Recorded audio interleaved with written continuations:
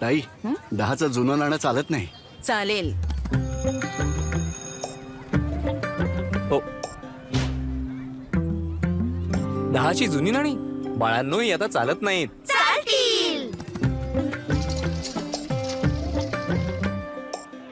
किती? 210 रुपये.